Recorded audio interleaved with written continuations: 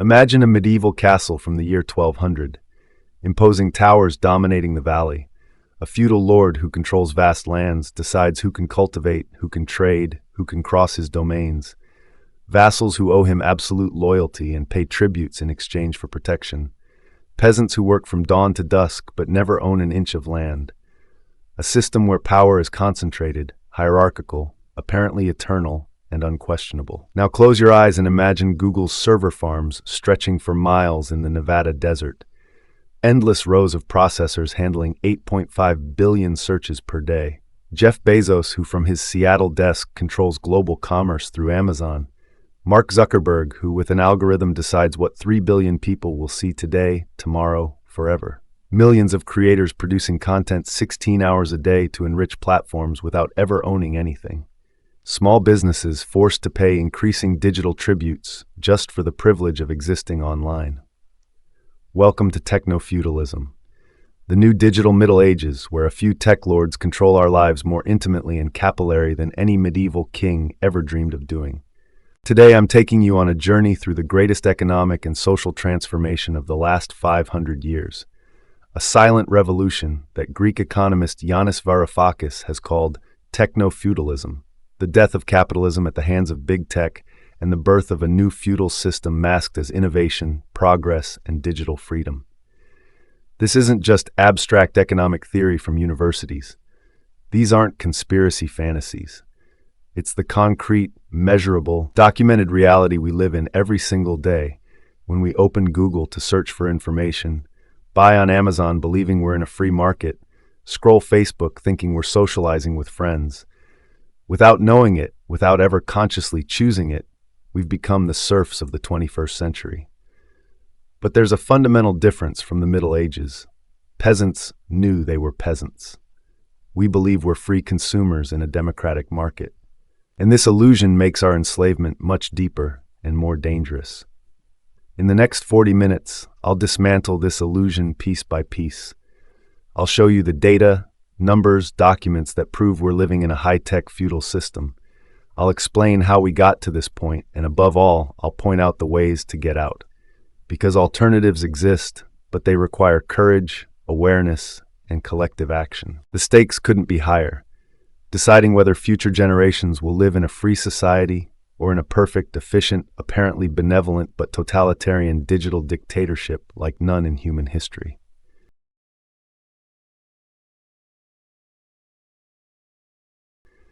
To truly understand techno-feudalism, we must first step back and understand what medieval feudalism really was. Not the romantic version from movies, but the brutally efficient economic and social system that dominated Europe for nearly 1,000 years. Feudalism was born from the ashes of the Western Roman Empire, which collapsed in 476 AD. When central power disappeared, Europe fragmented into thousands of local lordships. Feudal lords filled the power vacuum by controlling lands, resources, populations through a system of hierarchical personal dependencies. It worked like this. The king, theoretically at the top, granted vast fiefs to great lords, dukes, marquises, counts, in exchange for military loyalty. These subdivided them into smaller fiefs for lesser vassals, barons, knights, always in exchange for armed service. At the base of the pyramid were peasants, serfs, who worked the land but never owned it, paying dues in kind or labor to their lords. It was a pyramid of value extraction. Those at the top collected wealth from everyone below without producing anything concrete. The feudal lord didn't cultivate, didn't build, didn't trade. He controlled access to essential resources, land, mills, ovens, bridges, markets, and charged tribute for every use. Industrial capitalism, born between 1700 and 1800, swept away this archaic system. Free markets replaced feudal monopolies. Competition between companies brought innovation and lower prices. Private ownership of means of production created incentives for investment and entrepreneurial risk. Workers sold their labor power in exchange for money wages, no longer in kind. It was imperfect, often brutal, but at least real markets existed where companies had to compete to survive. But something fundamental has changed in the last 20 years. Yanis Varoufakis, the Greek economist and former finance minister in the Tsipras government, argues in his 2023 book, Techno-Feudalism, that capitalism is dead. Big tech killed it and recreated feudalism in digital version, even more pervasive and totalitarian than the medieval one. Varoufakis's thesis is simple and revolutionary. We no longer live in a market economy. We live in a platform economy centrally controlled by a few digital feudal lords. Amazon isn't a market where sellers compete freely. It's Jeff Bezos's personal fief where he dictates law, prices, conditions. Google doesn't offer a search service competing with others. It monopolistically controls access to world information. Facebook isn't a neutral platform for socializing. It's Mark Zuckerberg's personal empire that algorithmically decides what you think, what you see, who you interact with. Other thinkers have intuited pieces of this puzzle. Byung-Chul Han, German philosopher of Korean origin, speaks of burnout society, where we ourselves exploit ourselves, believing we're entrepreneurs of ourselves, while we're actually voluntary slaves of a system that exhausts us physically and mentally. Evgeny Morozov, Belarusian researcher, criticizes technological solutionism that presents big tech as inevitable natural forces beneficial to humanity, when they're actually private corporations exclusively pursuing profit. But Varoufakis synthesized everything in the concept of techno-feudalism. Big tech has replaced free markets with cloud fiefs. They're centrally controlled digital platforms, and profits from production of goods with cloud rents, tributes anyone must pay to access their digital domains. They no longer compete in open markets. They collect taxes from anyone wanting to participate in the digital economy. The chronology of this transformation is documentable with historical precision. It begins with internet privatization in the early 2000s, when what was born as a public research project funded by universities and the U.S. Department of Defense becomes conquest territory for private companies building fences around digital commons. It dramatically accelerates with the 2008 financial crisis, when central banks print mountains of money to save the banking system. But big tech really benefits, using this zero-cost liquidity to buy competitors, build infrastructure, consolidate dominant positions. It completes with the 2020-2021 pandemic, when everyone is forced to live online, locked in big tech digital fiefs to work, study, socialize, buy, get informed. It's the final triumph of techno-feudalism. We no longer have choice. We must live in their digital domains according to their rules. The parallel with medieval feudalism is perfect. Even then, peasants had no choice. They had to live on the lord's lands according to his rules, paying increasing tributes for every vital necessity.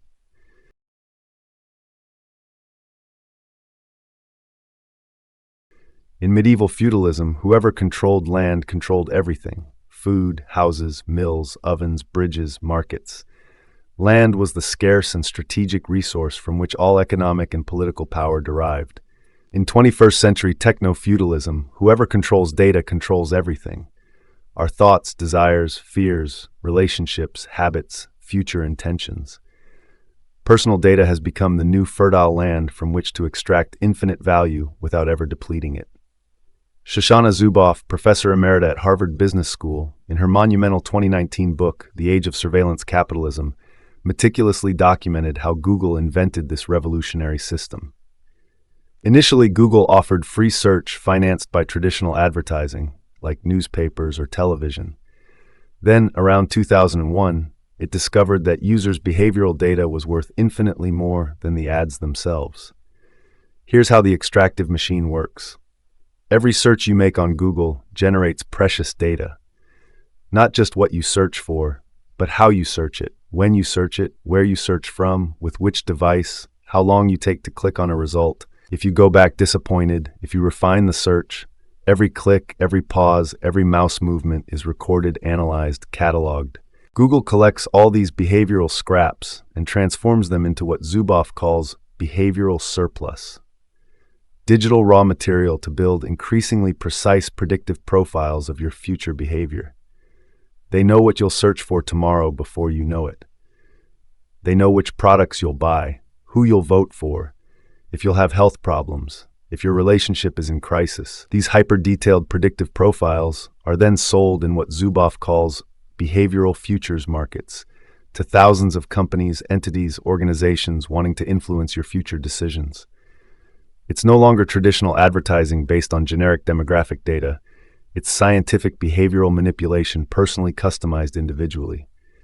The numbers are frightening. In Q1 2023, the five major big tech companies, Google, Apple, Microsoft, Amazon, and Meta, recorded combined profits of $25 billion.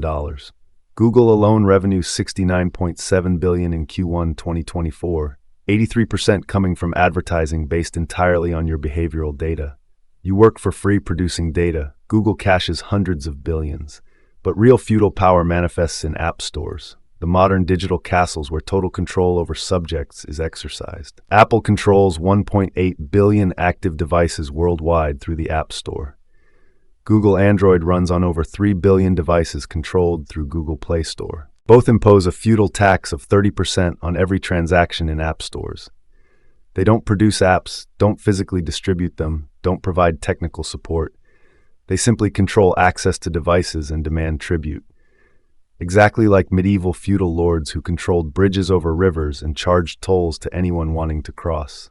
Epic Games, the multinational creator of Fortnite that revenues $5.8 billion annually, sued Apple precisely for this feudal tax. The trial lasted years, and in 2021, federal judge Yvonne Gonzalez-Rogers ruled that Apple has considerable monopoly power in the mobile transactions market, but incredibly allowed them to continue taking 30%. It's feudalism legalized by the judicial system.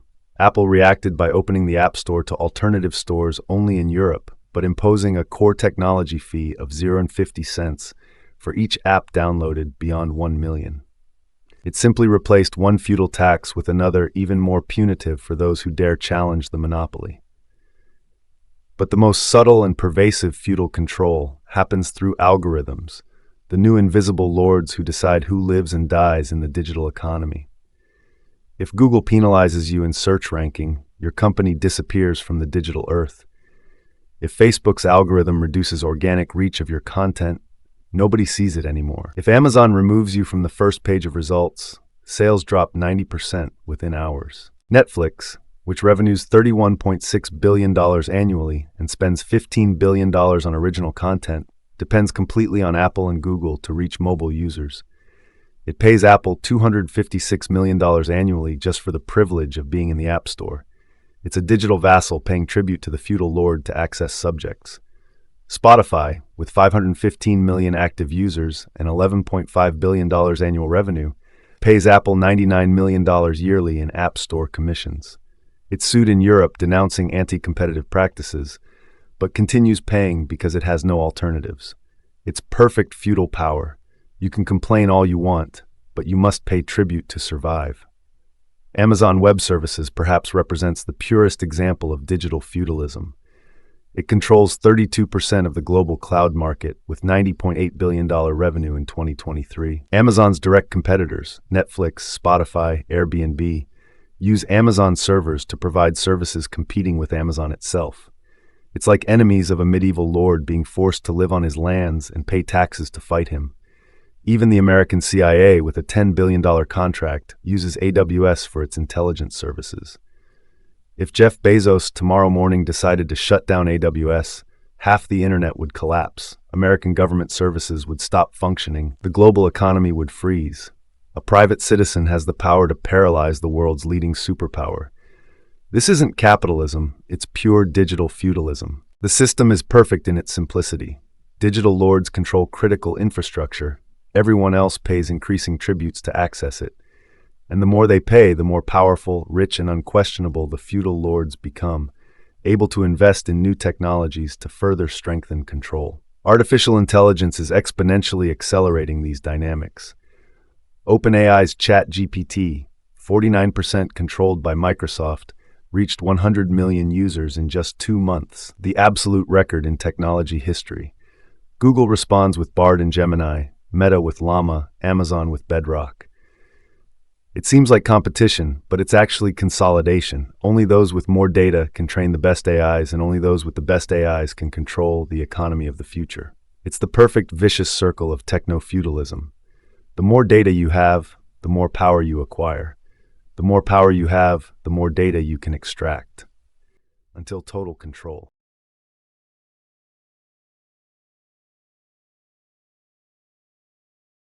In the techno-feudal system, the social hierarchy is as crystalline as the medieval one, but masked by entrepreneurial rhetoric and freedom of choice. At the top of the pyramid, the big tech lords, Bezos, Musk, Zuckerberg, the Brin and Page brothers of Google, Tim Cook. Below them, the digital vassals, creators, influencers, small and medium businesses depending on platforms.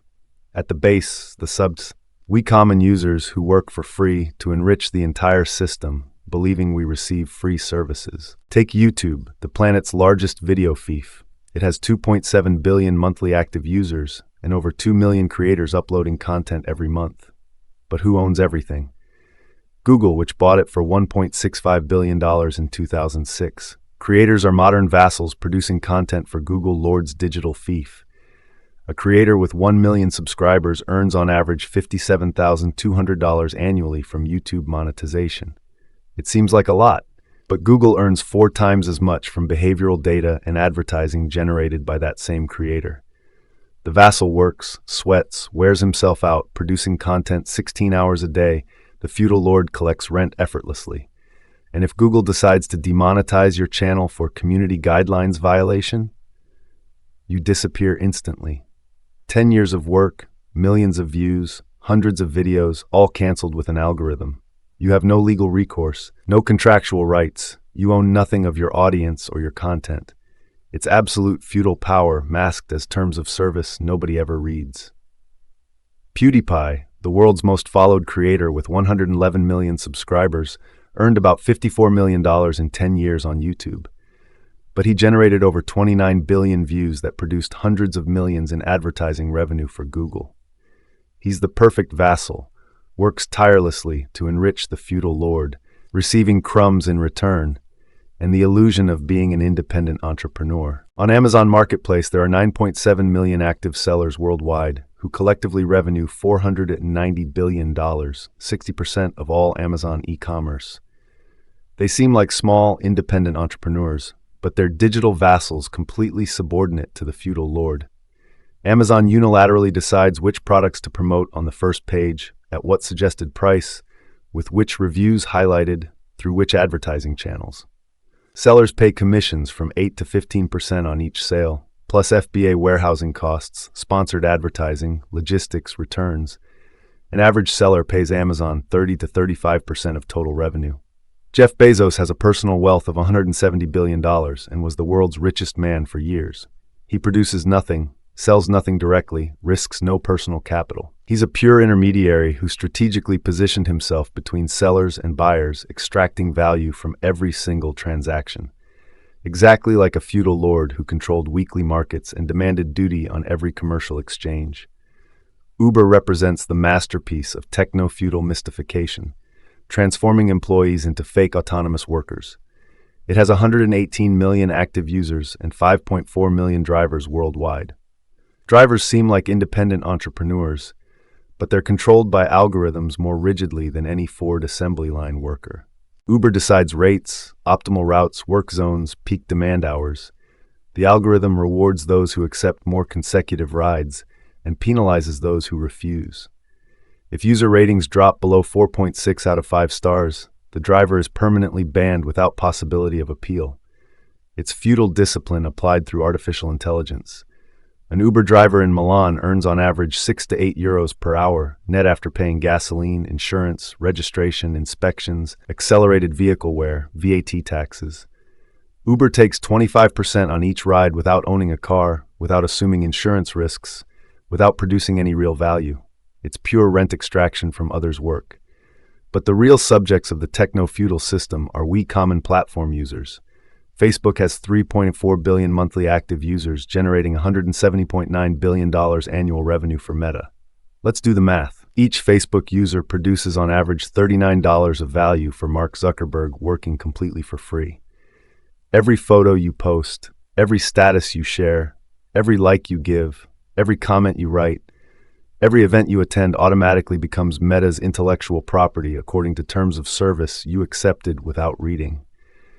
You're literally giving away your digital life, your personal relationships, your most intimate moments to a publicly traded corporation.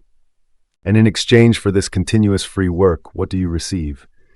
The privilege of seeing hyper-profiled advertising, algorithmic content chosen to maximize your usage time, and the possibility of being manipulated politically and emotionally to increase engagement.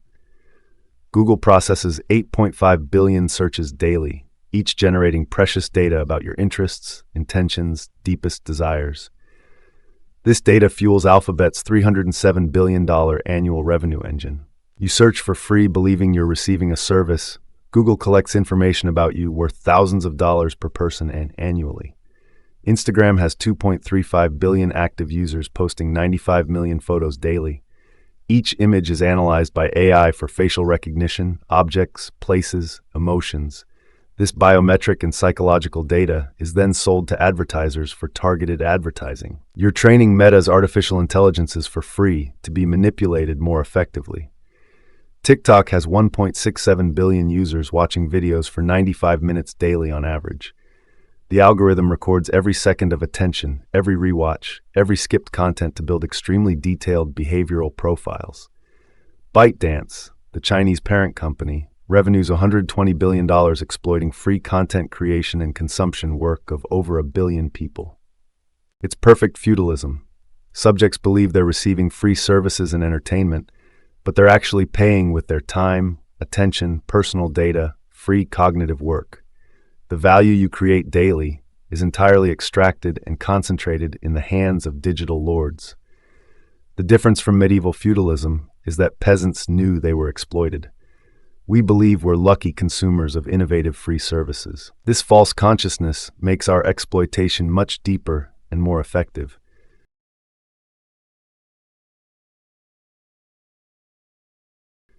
Medieval kings were often formally at the top of the feudal hierarchy, but in reality had less effective power than great feudal lords who controlled vast territories, private armies, economic resources.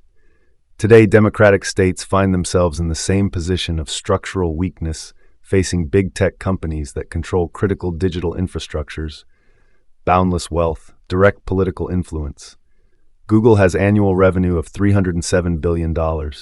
It's literally richer than the GDP of 180 countries worldwide, Italy included.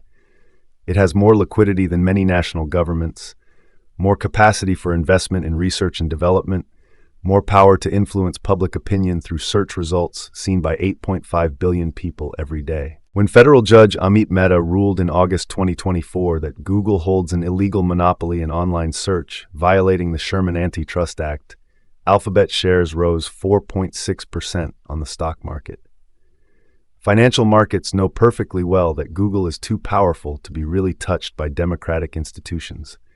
Fines are negligible operating costs, not real deterrents. The European Commission, theoretically the world's most aggressive regulator against big tech, inflicted 3 multi-billion fines on Google between 2017 and 2019, $2.4 billion for abuse of dominant position with Google Shopping, $4.3 billion for anti-competitive practices with Android, $1.5 billion for exclusive practices in the advertising market. Total, €8.2 billion. Google paid without batting an eye and continued exactly the same monopolistic practices. For a company making $307 billion annual revenue, €8.2 billion is like a parking ticket for a millionaire. Annoying but irrelevant.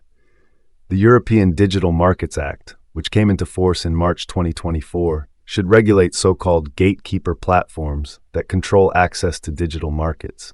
Apple was forced to open the App Store to alternative stores, but only in Europe and with prohibitive conditions. It introduced a core technology fee of 0.50 cents for each app downloaded beyond 1 million from alternative stores. For a successful app, this means paying hundreds of thousands of euros more than the old system. Apple replaced a 30% feudal tax with another even more punitive for those who dare challenge the monopoly. Meta was fined a record €1.3 billion in May 2023 for GDPR violation in transferring European users' data to the USA.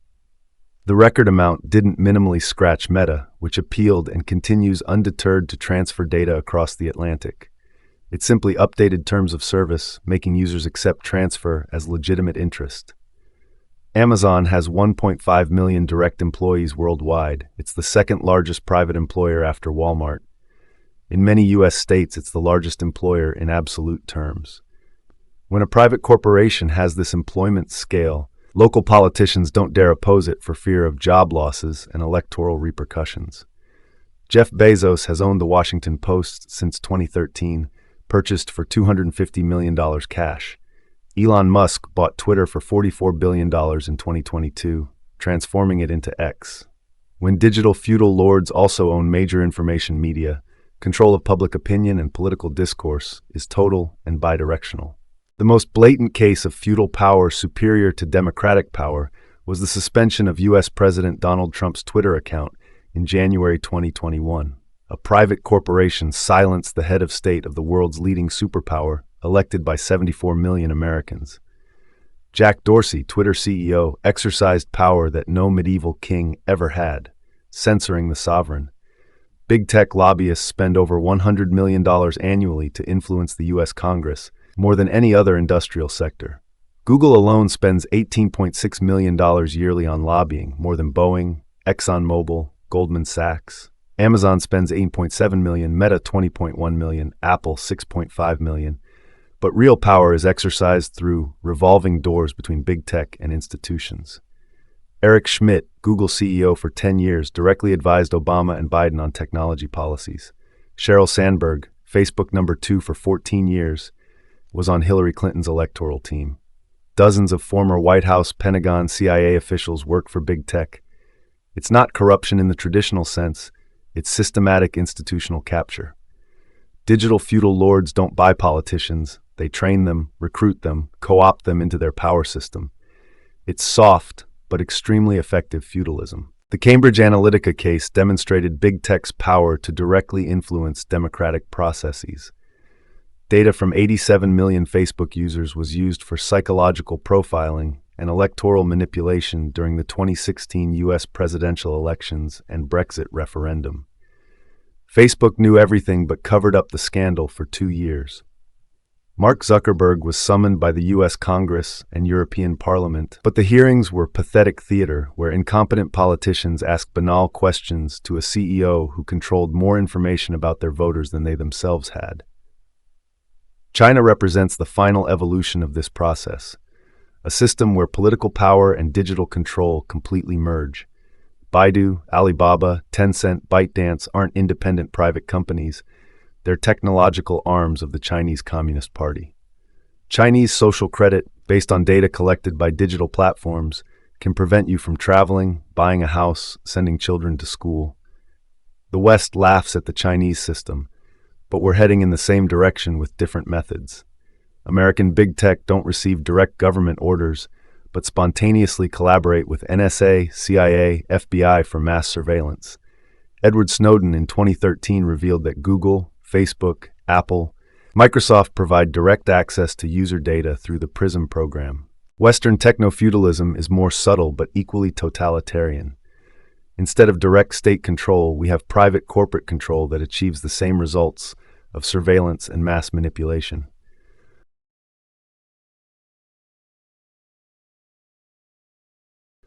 The techno-feudal system maintains and strengthens itself through rhetoric of liberation, innovation, and progress that perfectly hides new digital chains. Connect the world, democratize information, give everyone a voice, make the world more open and connected. These are the marketing slogans that mask the most sophisticated totalitarian control in human history. Google says it wants to organize the world's information and make it universally accessible and useful. In reality, it unilaterally decides what you see and what you don't through opaque algorithms that no external authority can verify, contest, or modify. 91.9% of global searches pass through Google. It's an information monopoly without precedent that not even Soviet Pravda dreamed of. Facebook promises to bring the world closer together and build global communities. In reality, its algorithms systematically amplify divisions, hatred, political polarization, because this content generates more engagement, more usage time, more data to monetize. Internal Facebook research, emerged in 2021 thanks to whistleblower Frances Haugen, demonstrates the company knew perfectly that its algorithms harm adolescents' mental health, fuel ethnic violence, destabilize democracies, but hid everything to not lose profits. An internal Facebook document from 2018 explicitly admits, Our algorithms exploit the human brain's attraction to divisiveness. Another, we have evidence suggesting our systems recommend increasingly extreme content to maintain user engagement. They knew everything, covered everything, continued making billions on social fabric destruction. Amazon promises the world's widest selection at unbeatable prices. In reality, its search algorithm prioritarily shows products generating more commissions for Amazon, not the best or most convenient for consumers. It's commercial manipulation on industrial scale masked as customer service. 84% of online shoppers start product searches directly on Amazon, not Google. Amazon decides what you see, in what order, at what suggested price. It recreated the medieval commercial monopoly, where the fief lord controlled all exchanges in his territory. The promise of sharing economy transformed into extraction economy. Uber promised to make transportation reliable everywhere for everyone. It destroyed public transport, precarized millions of workers, created worse urban traffic than before. But Uber is worth $120 billion on stock market without owning a car. Airbnb promised to make everyone feel at home anywhere in the world. It transformed historic centers into theme parks for tourists, expelled residents, exploded rental prices. But Airbnb is worth $75 billion without owning an apartment. It's pure value extraction from others' resources. Artificial intelligence represents the final acceleration of these mystifying dynamics. ChatGPT is presented as intelligence democratization, but it's controlled by Microsoft, which invested $13 billion in OpenAI. Google responds with Bard and Gemini, Meta with Llama, Amazon with Bedrock, Anthropic, funded by Amazon, with Claude. It seems like technological competition, but it's oligopolistic consolidation. Only those with more data can train the best AIs, and only those controlling cloud infrastructures can run them at scale. Big tech are using AI to strengthen their monopolies, presenting it as innovation for humanity. All generative AI models are trained on our digital content. Every post, every photo, every video we've created in the last 20 years, without our consent and without paying us royalties. It's mass intellectual appropriation of human creativity to train machines that will replace us. The promise of gig economy flexible work hides total existence precarization. Uber drivers, Deliveroo couriers, digital platform freelancers have no paid holidays, sick leave, pensions, social security. They work when the algorithm needs them and are discarded when demand drops. This flexibility is unidirectional. Flexibility for platforms to exploit work without assuming responsibility. Total rigidity for workers who must always be available for unpredictable algorithms. The rhetoric of technological disruption always promises to improve inefficient sectors, but systematically worsens conditions for workers and consumers while enriching only platform owners. It's disruption from bottom to top, not vice versa. Netflix revolutionized entertainment, eliminating physical video rentals, but created a streaming oligopoly where each platform has exclusive content forcing you to subscribe to all. You spend more than before to see less content than before, but with streaming convenience. Spotify democratized music making, 100 million tracks accessible, but pays artists through 3 per stream. To earn U.S. minimum wage, a musician must be listened to 3 million times monthly. It destroyed the record industry without creating a fairer system for creators. Techno-Feudalism always promises freedom, choice, convenience, innovation, while delivering control, dependency, exploitation, stagnation. It's history's most sophisticated marketing operation, making us believe our servitude is freedom.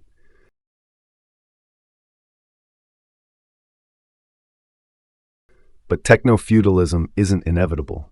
Concrete, functioning, scalable alternatives exist that demonstrate how a different digital world is not only possible, but already reality in many areas. Resistance starts from our community, the open source and free software movement that for 40 years has demonstrated that collaboration can beat competition, that sharing can be more effective than proprietary control. Linux powers 96.3% of the world's top 1 million web servers. 100% of the most powerful supercomputers run on Linux. Android, based on the Linux kernel, has 70.8% of the mobile market with 3 billion active devices. Free software has already won the battle of digital infrastructure, but must still win that of user interface and user experience. Richard Stallman founded the free software movement in 1983 with the GNU Project, defining 4 fundamental freedoms that are the philosophical antithesis of big tech control. Freedom to use software for any purpose, freedom to study how it works and modify it, freedom to redistribute it, freedom to improve it, and publish improvements for the entire community. These 4 digital freedoms are incompatible with the techno-feudal business model based on proprietary control, algorithmic black boxes, vendor lock-in, data extraction. Every line of free code we write is an act of resistance against digital feudal lords. Wikipedia represents the perfect example of how an alternative to techno-feudalism can work on a global scale. 60 million articles in 300 languages, 280,000 active volunteer editors, all managed by the nonprofit Wikimedia Foundation, with only 400 employees and a $180 million annual budget. Compare with Google. Wikipedia offers verifiable, transparent information, editable by anyone, without advertising, without profiling, without data extraction. Yet it's the world's 5th most visited site with 18 billion monthly visits. It demonstrates that you can create immense value for humanity without exploitation. Mastodon grew from 300,000 to 14 million registered users after Elon Musk bought Twitter, transforming it into X. It's completely decentralized.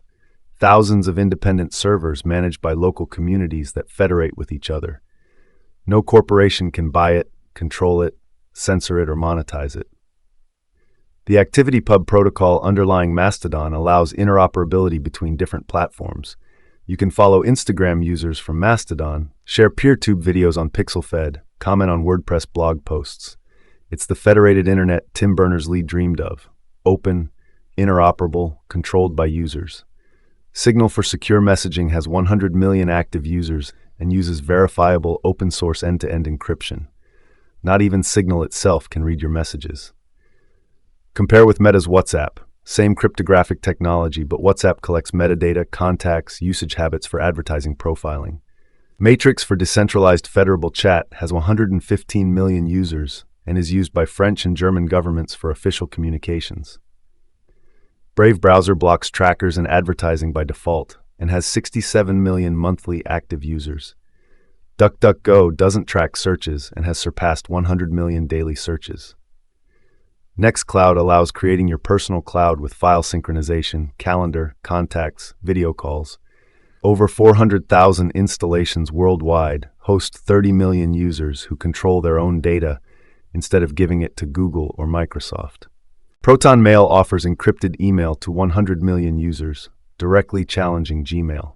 Proton VPN, Proton Drive, Proton Calendar, a complete suite of privacy-first services demonstrating how you can build a sustainable business respecting users. PeerTube for decentralized videos, PixelFed for federable photos, Funkwhale for music streaming without artist exploitation. For every big tech service, there's an open-source alternative more respectful of privacy and digital freedom. The problem is these alternatives require superior technical skills and sacrifices in terms of immediate convenience. DuckDuckGo has only 2.9% of the search market against Google's 91.9%. Firefox has 2.9% of the browser market against Chrome's 65.1%. The masses prefer the convenience of digital servitude to the effort of freedom. But resistance movements are growing. The European Union is funding strategic open-source projects through the NGI, Next Generation Internet program. France migrated 25,000 gendarmes from Microsoft Office to LibreOffice. Germany is developing its own sovereign cloud infrastructure based on free software.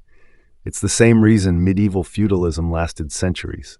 For many peasants, it was safer to be protected by a powerful lord than risk the uncertain freedom of commercial cities.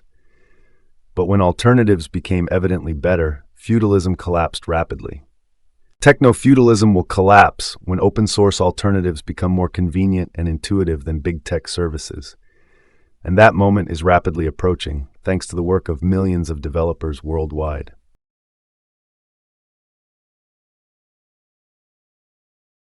We've reached the decisive moment in humanity's digital history. Before us open 2 radically different paths, and the choice we make in the coming years will determine the future of the next generations. On one side, techno-feudalism, a comfortable, efficient, apparently free system where a few digital lords control every aspect of our online and increasingly offline existence. A world where Google knows what you think before you know it, where Amazon decides what to buy, where Facebook determines who to socialize with, where TikTok chooses what to watch. A world of happy digital serfs who thank their masters for golden chains. On the other side, digital freedom, more tiring, less immediate, often paid, but where we control our data, our tools, our choices, our future. A world of aware digital citizens building technologies to serve humanity, not exploit it. History teaches us that every transition between economic systems has been violent and traumatic. The passage from feudalism to capitalism required centuries of wars, revolutions, profound social transformations. But we don't have centuries at our disposal. Artificial intelligence, the Internet of Things, virtual reality, autonomous vehicles, smart cities are exponentially accelerating techno-feudal control over every molecule of our existence. In 10 years, we might no longer have choice. The system will have become so pervasive and necessary to function in society that resistance will be impossible. But there's also an opposite possibility, that open source alternatives reach critical mass and overturn the paradigm. Linux took 30 years to conquer servers, Android 15 to dominate mobile. The next battles, AI, augmented reality, decentralized blockchains, will be decided in 5 years. In the Middle Ages, it took 4 centuries for peasants to discover they could live better in free cities than in lords' fiefs. Bourgeois invented capitalism as an alternative to feudalism. Today, it's our turn to invent what comes after techno-feudalism. Every daily technological choice is a political choice. Every time you use DuckDuckGo instead of Google, you're voting for a different future. Every time you choose Signal instead of WhatsApp, you're protecting your freedom. Every time you install Linux instead of Windows, you're declaring digital independence. But individual boycotting isn't enough. We need collective action, organization, mass awareness. The open source movement must exit the tech-savvy niche and become a political movement for digital liberation. Linux isn't just a kernel. It's living proof that a different digital world is possible. A world where technology is transparent instead of opaque, collaborative instead of extractive, democratic instead of feudal. The future isn't written in big tech algorithms. It's written in the code we write. And we have the power to choose whether that code will serve freedom or servitude. The digital revolution didn't end with the birth of the internet. It's just beginning with the death of techno-feudalism. And this time, humanity must win. I leave you with the question that will define our era. Are you ready to give up immediate convenience to reconquer your digital freedom? Are you ready to become citizens of the future instead of subjects of the present? The answer you give with your daily choices will determine whether we'll be remembered as the last free generation or as the first generation that consciously chose digital servitude. Code is law, but we write the code. The future is in our hands, and always remember, every click is a vote for the future you want. See you soon, and may the code be with you.